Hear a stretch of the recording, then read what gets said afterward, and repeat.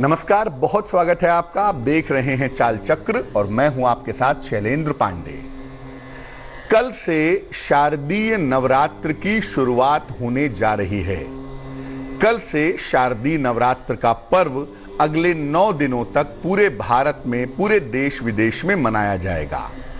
और नवरात्रि के साथ हम इतनी गहराई से जुड़े हुए हैं कि 9 दिनों में हम अपना पूरा जीवन बदल लेते हैं, जीवन के सारे रूटीन में बदलाव ले आते हैं। तो आज हम चाल चक्र में आपको बताएंगे कि नवरात्रि में कलश की स्थापना कैसे करनी है, नवरात्रि में पूजा उपासना कैसे करनी है और नवरात्रि में किन बातों का ध्यान बनाए रखना है। चाल चक्र में आज क्या खास है, चलिए बताते हैं आपको। चाल चक्र में आज बात करेंगे कि नवरात्रि में मां दुर्गा की कृपा कैसे बरसेगी।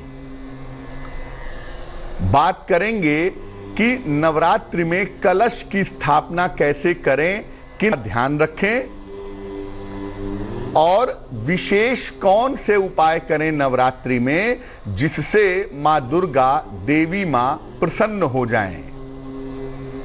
मां दुर्गा की कृपा से तमाम कामनाएं आपकी पूरी हों, माता भगवती का आशीर्वाद आपको प्राप्त हो। उसका तरीका क्या है, उसका सिस्टम क्या है, इस विषय पर बात करेंगे। लेकिन सबसे पहले जानेंगे आज का पंचांग। आज तिथि है अधिक आश्विन कृष्ण पक्ष की अमावस्या तिथि। नक्षत्र है हस्त, इसके उपरांत चित्रा नक्षत्र। चंद्रमा कन्या राशि में संचरण कर रहे हैं। राहु काल का समय सुबह के 10:30 से दोपहर के 12 बजे तक और पश्चिम दिशा की तरफ आज यात्रा करने की मनाही है। लेकिन अगर यात्रा करना जरूरी है, मजबूरी है, तो जरा सी दही खाकर और भगवान का स्मरण करके यात्रा करेंगे तो मुश्किल से बचे रहेंगे।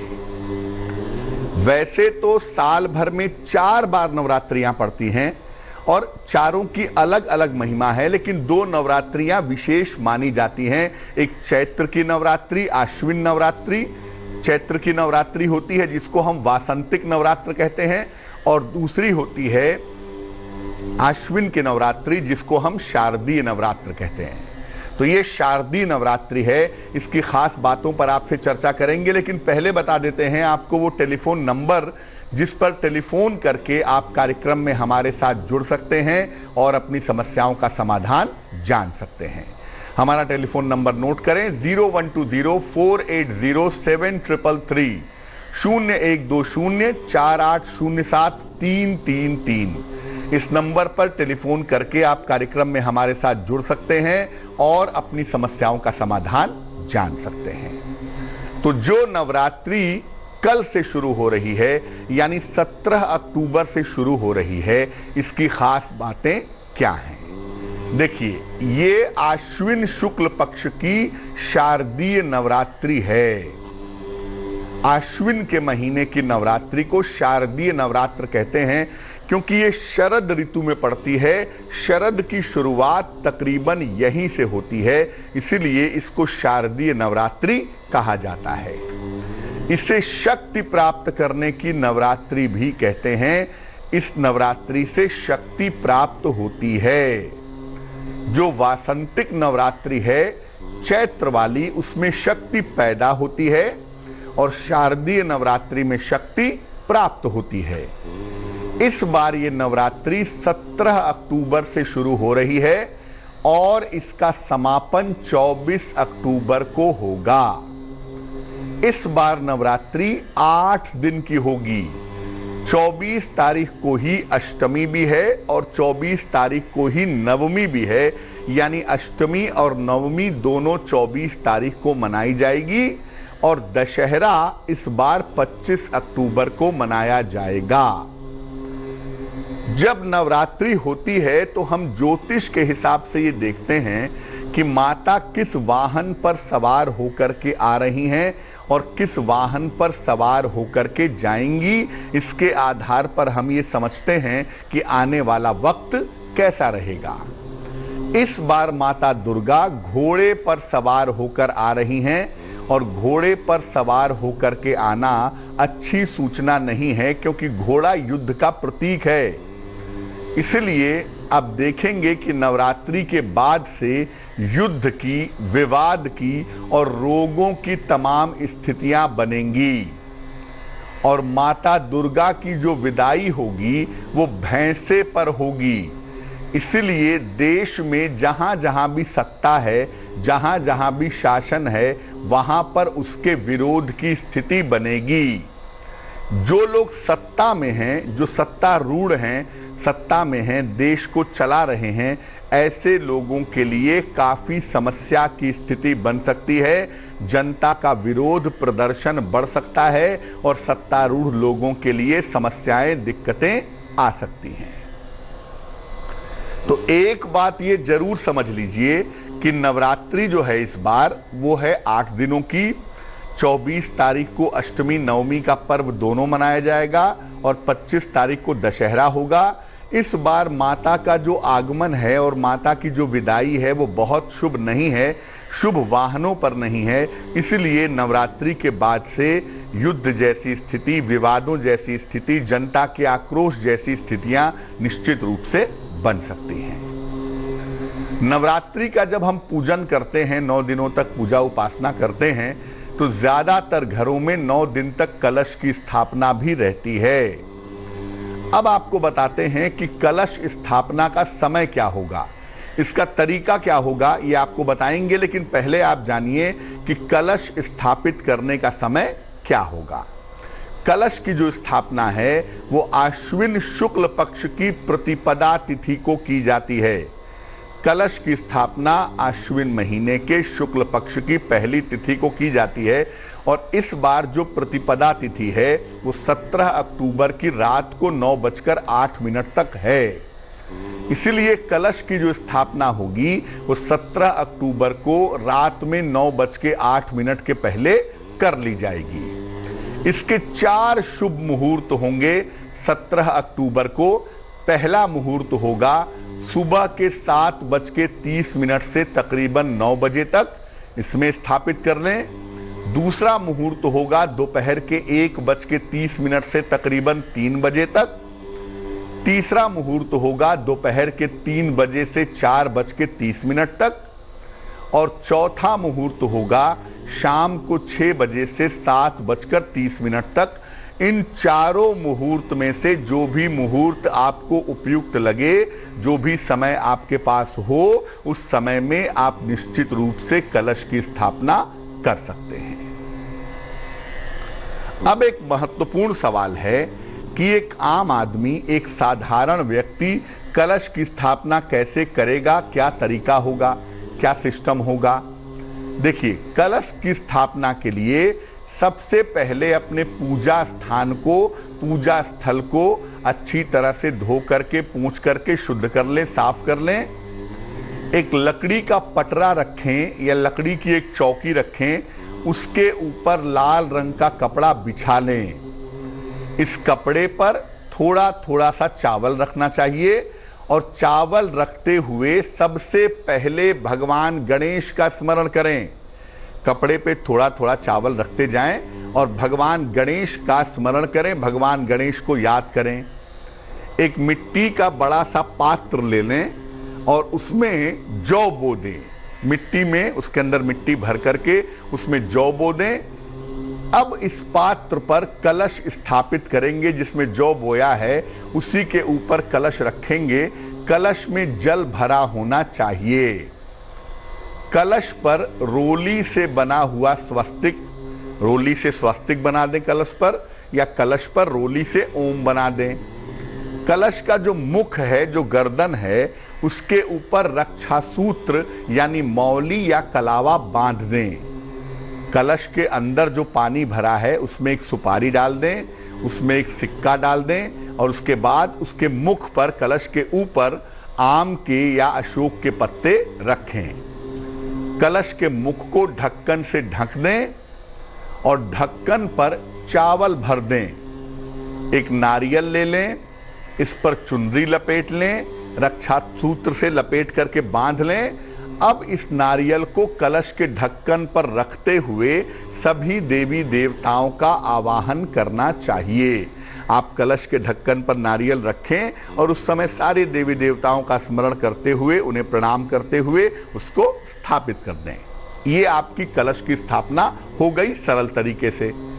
अंत में दीप जलाकर कलश की पूजा करें। उसके बाद दीपक जलाएं, एक घी का शुद्ध दीपक, एक मुखी दीपक, और जला करके कलश के पास रखें। कलश पर जरा सा फूल डालें, जरा सी मिठाई डालें और इसके बाद प्रणाम करें और दीपक वहीं पर रख दें। नवरात्रि में देवी की पूजा के लिए जो कलश स्थापित किया जाएगा, ध्यान रखिए, वो सोने का हो सकता है, वो चांदी का हो सकता है, तांबे का, पीतल का या मिट्टी का कलश हो तो ज़्यादा बेहतर होगा। लेकिन ये याद रखिए, सबसे बेहतर जो होगा वो मिट्टी का कलश होगा, जिसको आप अपने पूजा स्थान पर स्थापित करेंगे। नवरात्रि शुरू होने के साथ हम में से बहुत सारे भाई, बहुत सारी बहनें व्रत रखते हैं, उपवास रखते हैं, कुछ 9 दिन का, कुछ 2 दिन का। तो नवरात्रि में व्रत का विधान क्या होगा, व्रत कैसे रखा जाएगा? देखिए, नवरात्रि में 9 दिन भी व्रत रख सकते हैं और 2 दिन भी व्रत रख सकते हैं। जो लोग 9 दिन व्रत रखेंगे इस बार, 17 तारीख से लेकर 24 तारीख तक, वो दशमी को पारायण करेंगे। और जो लोग प्रतिपदा को और अष्टमी को व्रत रखेंगे, जो लोग 17 तारीख और 24 तारीख को व्रत रखेंगे, वो भी इस बार दशमी को ही पारायण कर पाएंगे। हालांकि नवमी को पारायण किया जाता है, तो अष्टमी नवमी एक ही दिन है चूंकि, तो आप 17 और 24 को व्रत रखिए। 24 को रात में पारायण कर लीजिए या 25 को सवेरे कर लीजिए। व्रत के दौरान जल और फल का सेवन करें, ज़्यादा से ज़्यादा पानी पिएं, ज़्यादा से ज़्यादा फल खाएं, बहुत ही अच्छा होगा। ज़्यादा तला भुना और गरिष्ठ आहार ग्रहण ना करें। जो बहुत ज़्यादा तले भुने पदार्थ हैं, बहुत सारे लोग व्रत को भी मनाते हैं पार्टी की तरह कि पूड़ियाँ तल रहे हैं, आलू भून रहे हैं और उसको खा करके व्रत रख रहे हैं। ये व्रत नहीं है, ये आप साइकोलॉजिकली अपने मन को कुछ भी समझाते रहिए, लेकिन ये व्रत नहीं है।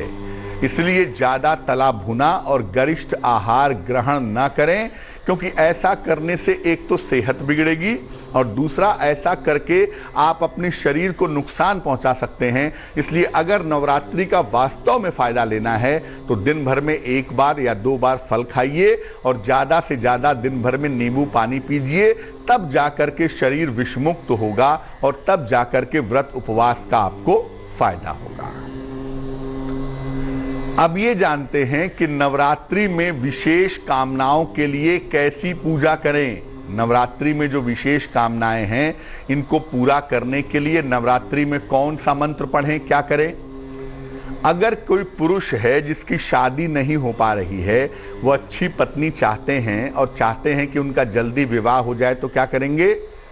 दुर्गा सप्तशती की जो पुस्तक है उसमें से अर्गला स्तोत्र का 1 पाठ रोज करना चाहिए। नवरात्रि भर रोज सवेरे उठ करके, नहा करके, पूजा स्थान पे बैठ करके रोज सवेरे अर्गला स्तोत्र का 1 बार पाठ करें। आपको अच्छी पत्नी मिलेगी और आपका विवाह जल्दी होगा। धन प्राप्ति के लिए नवरात्रि में क्या करेंगे? जिस भी घर में नवरात्रि को श्री सूक्तम का पाठ होता है, उस घर में कभी भी आर्थिक संकट नहीं आता है। नवरात्रि में रोज रात को, नवरात्रि है ना, तो रोज रात को 1 बार पूजा स्थान पर बैठ करके श्री सूक्तम का पाठ करें पूरे नवरात्रि भर, यानी 17 तारीख से लेकर 24 तारीख तक। इससे आपको लाभ होगा धन का। और नवरात्रि में रोज एक पान का पत्ता लें और उसमें गुलाब की पंखुड़ियां रख करके दोनों हाथों से माँ दुर्गा को समर्पित करें। ऐसा अगर नवरात्रि भर आप करते हैं तो धन की बाधाएं आपकी दूर होंगी। जीवन में बहुत सारी बाधाएं हैं, बहुत सारी मुश्किलें हैं, बहुत सारी रुकावटें हैं, कैसे दूर करेंगे? दुर्गा सप्तशती का पाठ करें रोज नवरात्रि में, और थाल में कपूर जलाकर उसमें 2 लौंग रख करके माँ दुर्गा की रोज आरती करें। और रोज पूजा में माँ दुर्गा को जरा सा शहद और जरा सा इत्र अर्पित करें, इससे आपको लाभ होगा, जीवन की बाधाएं दूर होंगी।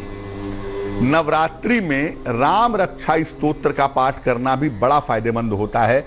खासतौर से अगर सेहत की समस्या हो, आयु का कोई संकट हो, आयु की समस्या हो, तो नवरात्रि में राम रक्षा स्तोत्र का पाठ करने से भी जीवन की बाधाएं दूर हो जाती हैं। वैसे नवरात्रि में सबसे बढ़िया है कि आप दुर्गा सप्तशती का नियम के हिसाब से पाठ करें। अगर नवरात्रि में दुर्गा सप्तशती का नियमानुसार पाठ करेंगे तो इसके प्रभाव, इसके परिणाम आपके लिए बहुत ज़्यादा अच्छे रहेंगे। वक्त एक छोटे से ब्रेक का हो गया है, लेकिन ब्रेक पर जाने के पहले जान लेते हैं कि आज की जिज्ञासा क्या है। आज की जिज्ञासा है कि जब आप नवरात्रि में नव दुर्गा की उपासना करते हैं तो क्या हर देवी का चित्र होना जरूरी है? नव दुर्गा के हर स्वरूप का, शैलपुत्री का, चंद्रघंटा का, कूष्मांडा का, ब्रह्मचारिणी का, हर देवी का चित्र होना जरूरी है, या केवल माँ दुर्गा का चित्र सामने रख करके या माँ दुर्गा की मूर्ति सामने रख करके नवरात्रि में पूजा कर सकते हैं? इस महत्वपूर्ण प्रश्न का उत्तर देंगे एक छोटे से ब्रेक के बाद।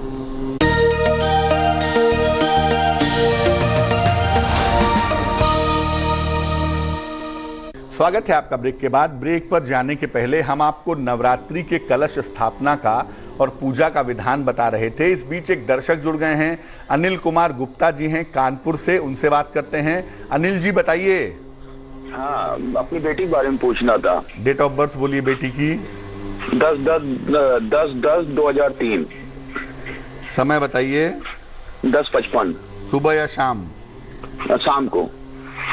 कहाँ पे जन्म हुआ है? कानपुर में। क्या जानना चाहते हैं? उसके भविष्य के बारे में, कि बिटिया का जीवन कैसा रहेगा, क्या उपलब्धि होगी, यही सब? जी जी जी। देखिए अनिल जी, आपकी बिटिया अभी एक तो बहुत छोटी है, अभी बहुत बड़ी तो है नहीं, और बहुत उस पर दिमाग नहीं लगा सकते, लेकिन कुंडली जो बनती है वो मिथुन लग्न की बनती है, राशि बनती है मीन राशि।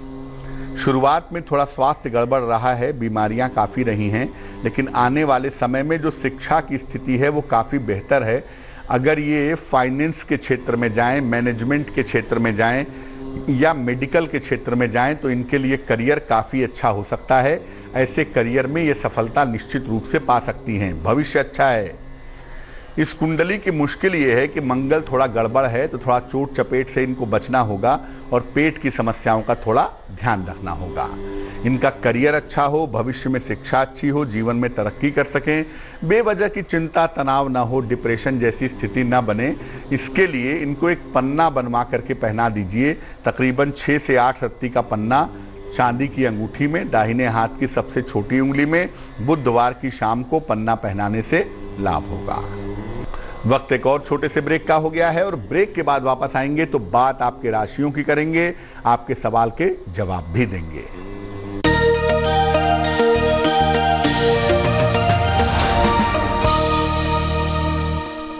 स्वागत है आपका ब्रेक के बाद। ब्रेक पर जाने के पहले हम आपके सवाल के जवाब भी दे रहे थे और कल से जो नवरात्रि शुरू हो रही है उसके बारे में आपको जानकारियां प्रदान कर रहे थे।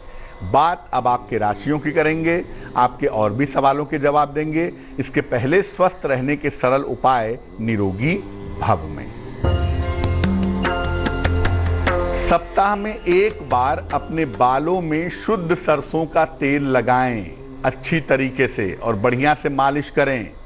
अगर आप ऐसा करते हैं तो इससे बाल आपके काले होंगे, घने होंगे और स्वस्थ रहेंगे।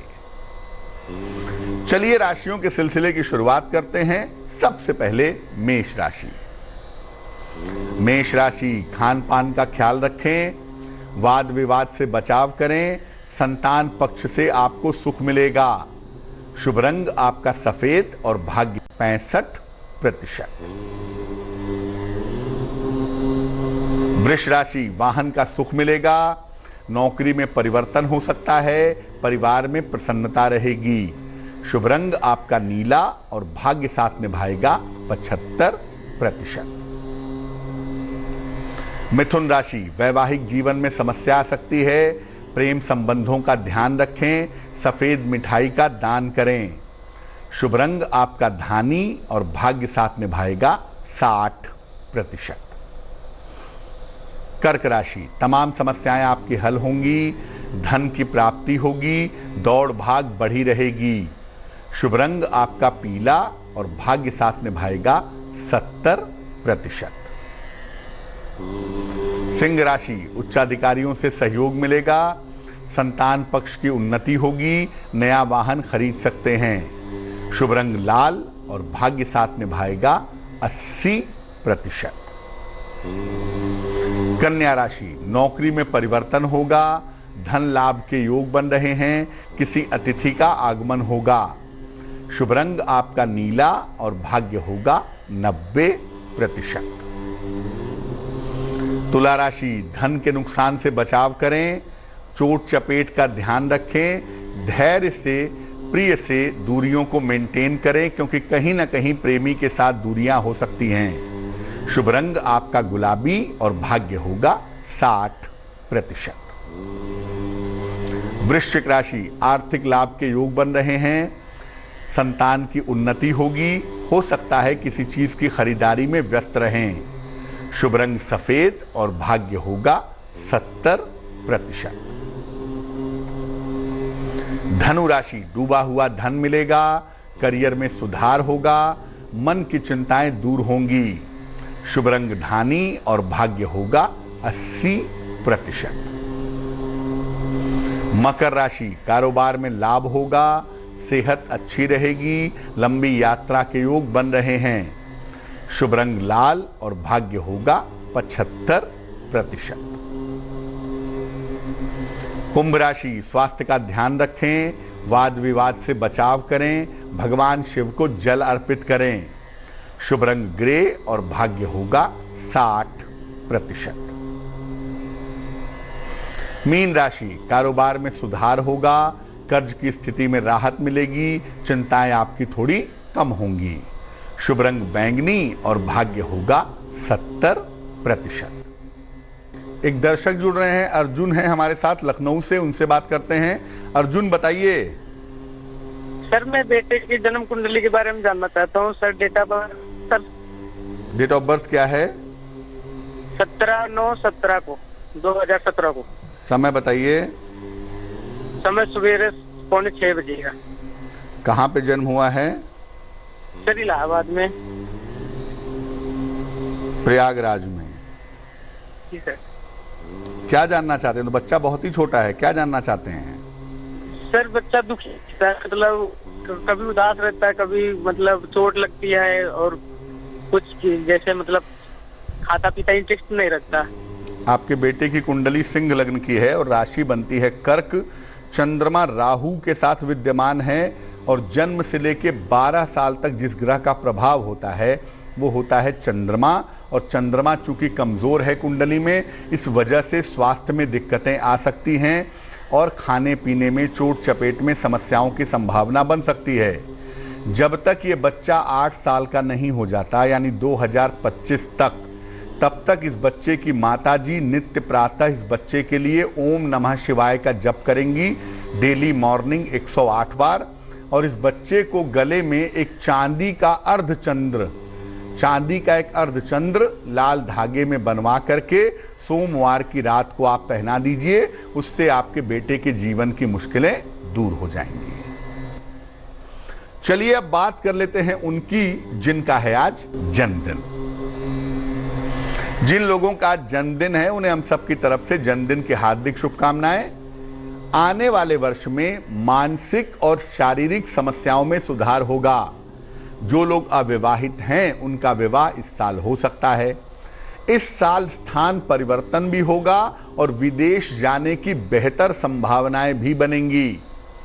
इस साल पैसा बचाने पर और पैसा कहीं पर लगाने पर थोड़ा ध्यान आपके लिए बनाए रखना होगा। क्या करेंगे? पूरे साल भर राहु और केतु के मंत्र का अगर आप जप करें तो आपके लिए बहुत अच्छा रहेगा। चलिए अब जान लेते हैं आज की जिज्ञासा और इसका समाधान।